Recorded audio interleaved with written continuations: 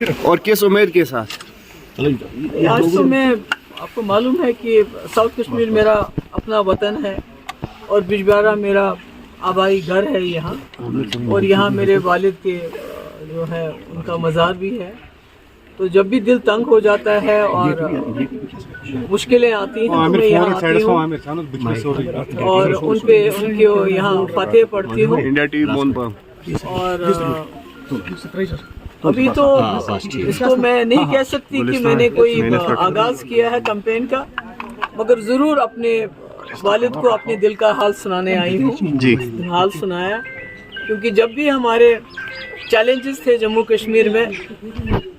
96 سے لے کے جو میں نے اپنا سفر شروع کیا تو میرے والد میرے ساتھ ہوتے تھے. جی آج میں بہت بڑے بڑے چیلنجز کا، میں نہیں پورا جموں کشمیر بہت ہی چیلنجز کا وہ فیس کر رہا ہے، اور ایسے میں جو ہماری سرزمین ہے جس کے اوپر ہمیں فخر ہے، جس کو دنیا میں جنت بے نظیر کہا جاتا ہے، تو آج اسی سرزمین ہمارے تشخص، ہماری شناخت کے اوپر خطرناک قسم کے بادل منڈلا رہے ہیں. جی تو اس کا نیچرلی ایک بہت بڑی ذمہ داری ہے یہ، تو اس لیے میں آئی تھی اور یہاں دعا کی، یہاں فاتح کی. جی تو امید کیا ہے میم؟ انشاءاللہ میری امید تو میرے لوگ ہیں، جی چاہے وہ ساؤتھ کشمیر کے لوگ ہیں جس وطن کی میں رہنے والی ہوں، چاہے وہ پیر پنچال کے لوگ ہیں جہاں میں نے شاید ہی کوئی گاؤں، کوئی جگہ، کوئی علاقہ وہاں ہو جب وہاں لوگ مصیبت میں تھے، جب وہاں لوگوں کو مارا جاتا تھا، دن دہاڑے قتل کیا جاتا تھا، چاہے وہ ملیٹنٹ تھے، چاہے وہ سرنڈرڈ ملیٹنٹ تھے یا فورسز کے لوگ تھے. تو کوئی جگہ میں نے چھوڑی نہیں جہاں میں نہیں گئی ہوں، اور میں نے کوشش کی ہے جب بھی ہمارے لوگوں کے اوپر تکلیف آئی ہے تو میں نے کوشش کی اپنے حساب سے، کوئی میں بہت طاقتور انسان نہیں ہوں پر اپنے حساب سے میں نے کوشش کی کہ میں ان کے ظلموں کے خلاف آواز اٹھاؤں. جیسے کہ آپ کو معلوم ہے کہ جو ہمارے ٹرائبل لوگ ہیں جس میں ہمارے گجر، پہاڑی اور یہ جو بکروال قبیلے کے لوگ بہت زیادہ ان کے اوپر بہت زیادہ ظلم ستم کیا جاتا ہے، کیونکہ لگتا ہے ان کی کوئی سنوائی نہیں ہے، ان کا کوئی پوچھنے والا نہیں ہے. جیسے کہ آپ کو معلوم ہوگا کہ 2 دن پہلے جانی پور جموں میں بھی ایک حادثہ ہوا جہاں ایک ٹرائبل بچی کے ساتھ زیادتی کرنے کی کوشش کی کچھ گنڈوں نے، اور اس کے بعد جب اس کو بچانے کے لیے اس کی گھر کے ماں گئی اور بھی کوئی لیڈی چلی گئی تو ان کو اتنا پیٹا کہ ہسپتال میں وہ اس وقت داخل ہوئی ہیں، اور پولیس نے ایف آئی آر درج کرنے کے بجائے وہ کاؤنٹر ایف آئی آر دینا چاہتے ہیں. تو میں سمجھتی ہوں یہ ساری مشکلات، یہ سارے جو ظلم ہے اس کے خلاف میں نے وقتاً فوقتاً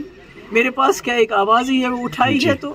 میں سوچتی ہوں کہ جموں کشمیر کے لوگ، بالخصوص جو میرے اپنے وطن کے لوگ ہیں، میرے غلام شاہ پادشاہ رحمۃ اللہ علیہ کے علاقے کے لوگ ہیں، وہ اس بات کی قدر کریں گے اور مجھے میری آواز کو طاقت دیں گے. غلام نبی آزاد ہے، وہ کمپٹیشن کیسا دیکھ رہے ہیں آپ؟ دیکھیے یہ تو اس میں تو جمہوریت میں تو کوئی بھی کسی کے ساتھ کمپیٹ کر سکتا ہے، آپ تو کسی کو روک نہیں سکتے ہیں، وہ تو چلتا رہتا ہے. لیکن اننت ناگ راجوری کو ہی اتنا ہارڈ کیوں بنایا گیا؟ دیکھیے آپ کو معلوم ہے کہ 2019 کے بعد سب سے بڑی نشانہ اگر کسی کو بنایا تو پی ڈی پی کو بنایا. کس طرح اس کو توڑا گیا، کس طرح ہمارے لیڈروں کو کچھ کو لالچ دے کے کچھ کو بلیک میل کر کے نکالا گیا، پارٹی توڑ دی گئی. تو آج جب محبوبہ مفتی میدان میں آتے، کیونکہ 2019 سے میں نے کوشش کی ہے ان کے ظلم کے خلاف آواز اٹھانا، اس کے لیے بہت سی مجھے اذیتیں سہنی پڑی، میرے گھر والوں کو سہنی پڑی، اور